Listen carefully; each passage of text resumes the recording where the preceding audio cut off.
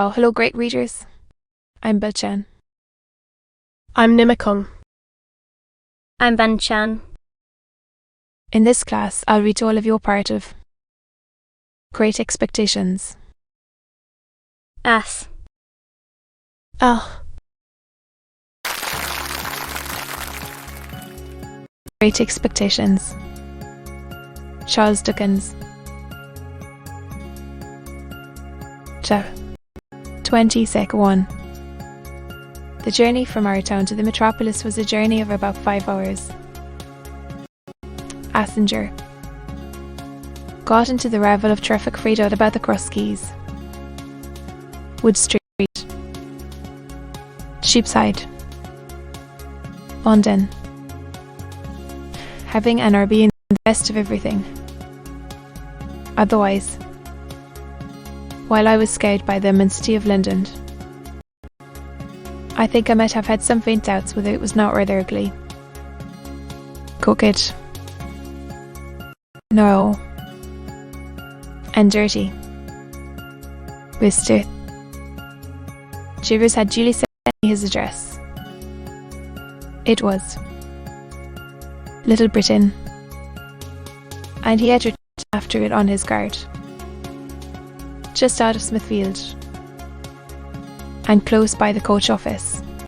Nevertheless, a hackney coachman pulled bar steps, as if he were going to take me 50 miles. His getting on his box, Alice, was quite a work of time. It was a wonderful equipage, with 6 great cornets outside, and ragged things behind, for I don't know how many footmen hold on by, and a harrow below them, to prevent amateur footmen from yielding to the temptation. Store-yard it was, and yet how like a rag shop, and to wonder why the horses' nose brakes were kept inside. When I observed the coachman beginning to get down, as if we were going to stop presently. And stop we presently did, in a gloomy street, at certain offices with an open door, wherein was painted Mr. Chegars. How much? I asked the coachman. The coachman answered. I naturally said I had no wish to make it more. Then it must be a shilling, observed the coachman. I don't want to get into trouble. I know him. He darkly closed an eye at Mr. Chegars' name, and shook his head. When he had got his shilling, and had in course of time completed the ascent to his box, and had got away, which appeared to relieve his mind, I went into the front office with my little portmanteau in my hand and asked, was Mr. Chegars at home? He is not, returned the clerk. He is in court at present. Am I addressing Mr.? I signified that he was addressing Mr. Pill? Mr. Chegars left word. Would you wait in his room? He couldn't say how long he might be having a case on, but it stands to reason, his time being valuable. With those words, the clerk opened a door and ushered me into an inner chamber at the back. Ere we found a gentleman with one eye, in a velveteen suit and knee breeches.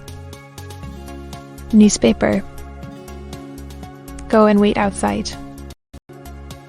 Mike, said the clerk. I began to say that I hoped I was not interrupting. Used, and tossing his fur cap out after him, left me alone. Mr. Chegars' room was lighted by a skylight only, and was a most dismal place. The skylight, eccentrically pitched like a broken head. At me through it. There were not so many papers about, as I should have expected to see, and there were some odd objects about, that I should not have expected to see, such as an old rusty pistol, a sword in a scabbard, several strange-looking boxes and packages, and 2 dreadful casts on a shelf, of faces peculiarly swollen, and twitchy about the nose.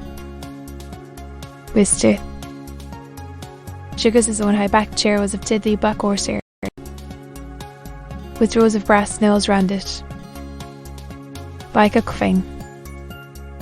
And I fancied I could see how he leaned back in it, and bit his forefinger at the clients. The room was but small, and the clients seemed to have had a habit of backing up against the wall. The wall, especially opposite to Mr.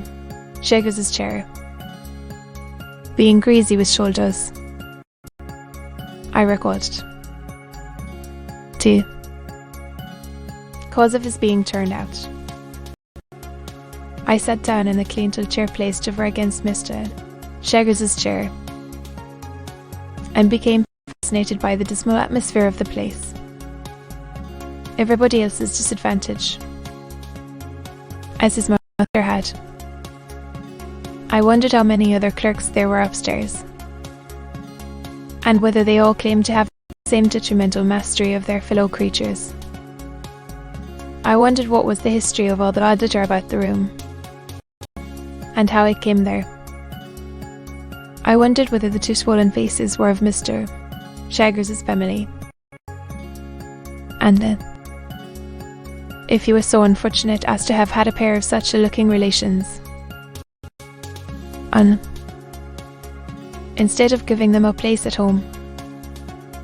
Of course, I had no experience of a London summer day, and my spirits may have been oppressed by the hot exhausted air, and by the disengrit that lay thick on everything. But I sat wondering and waiting in Mr. Shaggers' close room, until I really could not bear the 2 casts on the shelf above Mr. Shaggers' chair, and got up and went out. I waited. He advised me to go round the corner and I should come into Smithfield. So I came into Smithfield, and the shameful place, being all asthma with filth and fat and blood and foam, seemed to stick to me. The stone building which a bystander said was Newgate Prison, following the wall of the jail. I found the roadway covered with straw to deaden the noise of passing vehicles, and from this, and from the quantity of people standing about smelling strongly of spirits and beer, I inferred that the trials were on. While I looked about me here, to step in and hear a trial or so,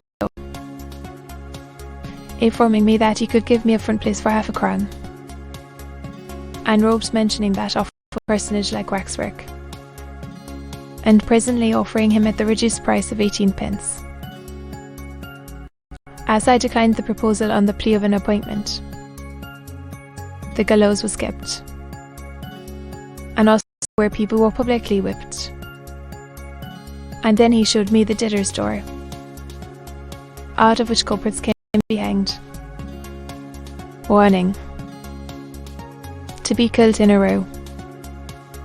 This was horrible, and gave me a sickening idea of London. Belonged to him originally, and which I took it into my head he had bought cheap of the executioner. Under these circumstances I thought myself rid of him for a shilling.